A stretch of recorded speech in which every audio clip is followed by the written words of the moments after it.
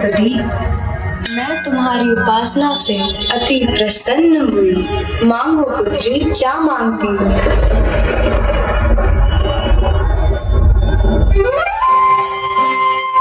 जय छठी मैया। मैं पांडवों की पत्नी पांचाली द्रौपदी अपने पतियों के सुख, शांति और अपने आत्मसम्मान की रक्षा हेतु महाभारत के युद्ध में पांडवों के विजय का वरदान मांगती हूँ।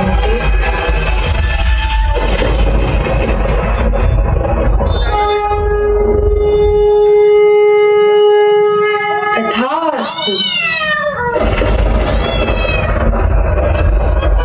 पांडव अवश्य विजय होंगे। पुत्री, तुमने सूर्य देव की उपासना कर मेरा यह व्रत पूर्ण किया है, इसलिए पांडव की जीत में सूर्य देव का भी अहम योगदान होगा। तथास्तु।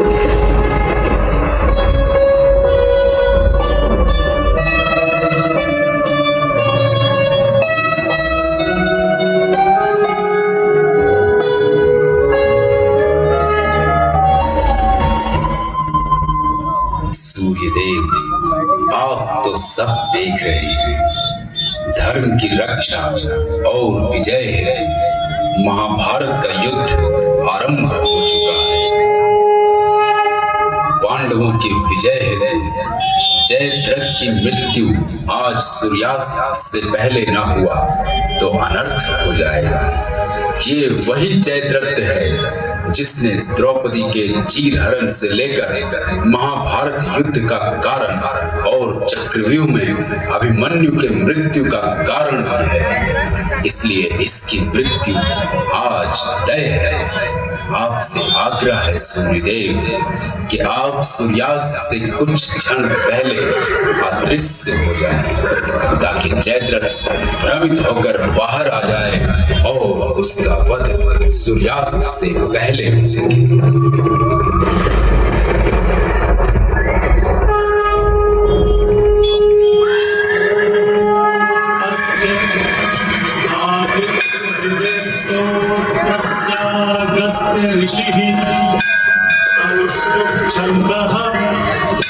आदित्य हृदय भगवान ब्रह्मा।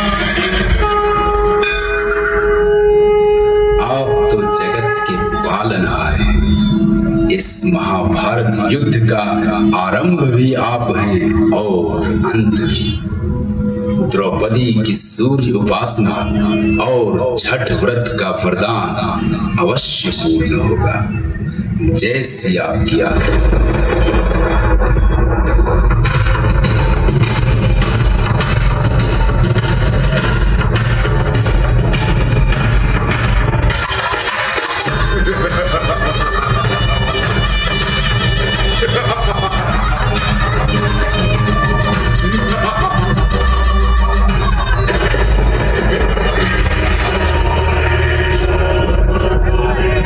सूर्यास्त हो चुका है। अब मुझे कोई नहीं मार सकता।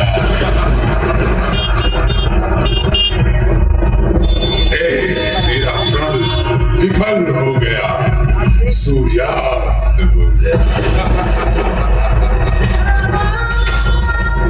आज सूर्यास्त को कृष्ण भी नहीं रोक सका।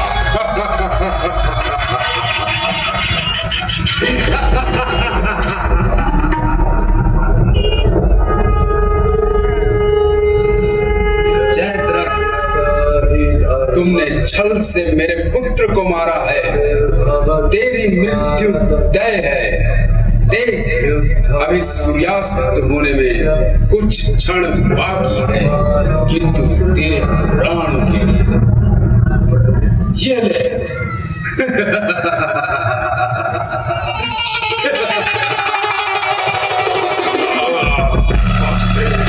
कृष्ण ने फिर से छल किया है हमारे साथ। सब नहीं हो सकता।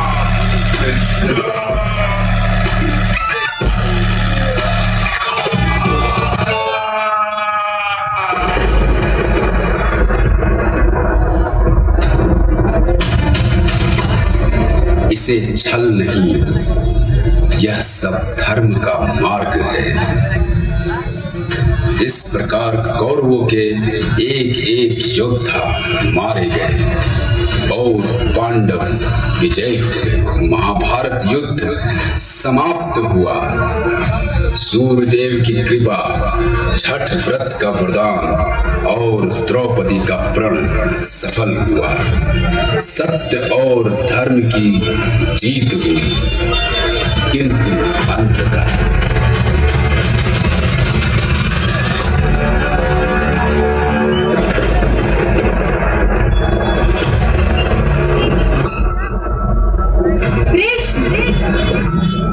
इस युद्ध का परिणाम मेरे 100 पुत्रों की मृत्यु, कौरवों का पराजय और मेरे वंश के विनाश का कारण सिर्फ तुम हो। इसलिए मैं तुम्हें श्राप देती हूँ कि जिस प्रकार मेरे वंश का, मेरे साम्राज्य का विनाश हुआ है, उसी प्रकार तुम्हारा और तुम्हारे वंश और साम्राज्य का विनाश होगा। यह एक माँ का श्राप है।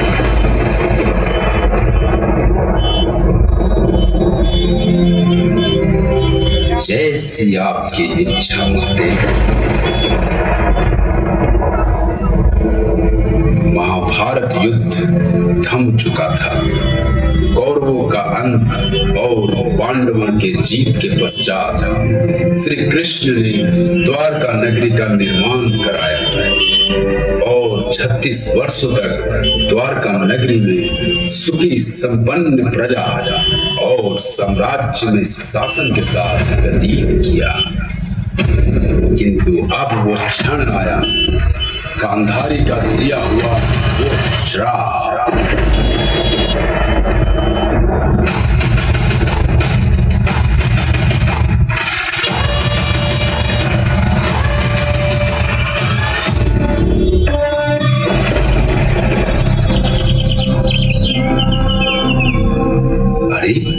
ये कोई हिरन प्रतीत होता है। लगता है आज मुझे मेरा शिकार मिल गया।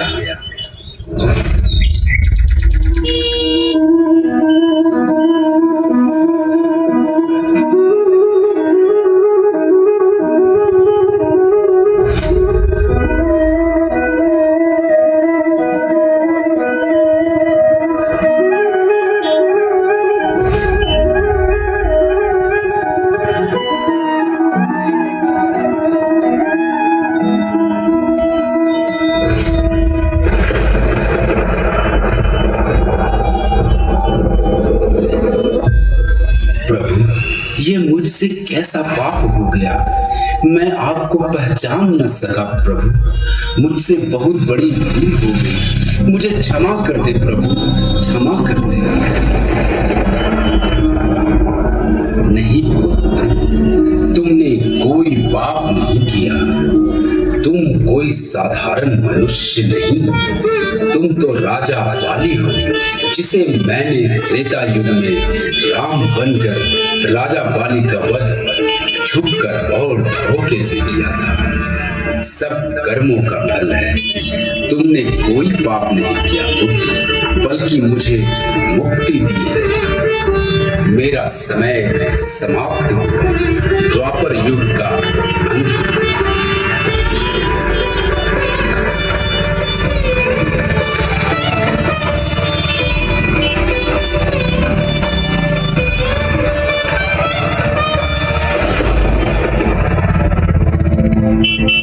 इस प्रकार प्रभु वैकुंठ लोक चले गए। श्री कृष्ण के साथ साथ पूरी द्वारका नगरी समुद्र में समा गई और श्री कृष्ण के वंशजों को भी मुक्ति मिल गई। प्रभु श्री कृष्ण ने जाते जाते अपना एक स्वरूप खाटू श्याम के रूप में पृथ्वी पर छोड़ गए। कहते हैं वीर बर्बरी को प्रभु ने यह वरदान दिया था कि जिसका भाग्य प्रभु ने लिख दिया उसे कोई नहीं मिटा सकता। परंतु खाटू श्याम का रूप ऐसा है जिसके दर्शन मात्र से ही प्रभु का लिखा भी बदल सकता है। इसलिए कहते हैं हारे का सहारा खाटू श्याम।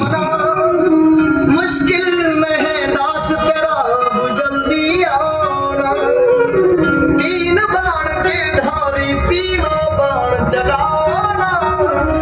मुश्किल में है दास तेरा अब जल्दी आना। तो चलिए हम सभी भक्त मिलकर खाटू श्याम से यह प्रार्थना करते हैं कि हमें द्वारका नगरी के पुनः दर्शन करने का अवसर दे और इस छठ व्रत और सूर्य देव अपनी कृपा कर द्वारका नगरी को पुनः स्थापित करें। जय श्री खाटू श्याम, जय छठी मैया, बोलिए सूर्य देव भगवान की जय।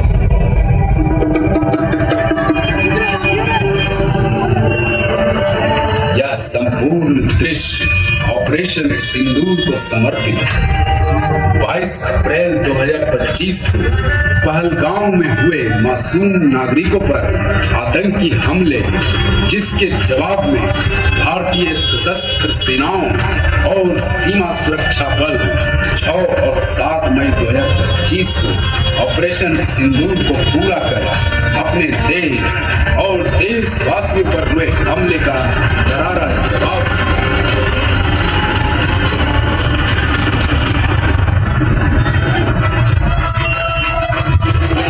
दिखा दिया है दुश्मन को, अब लक्ष्य नहीं है दूर।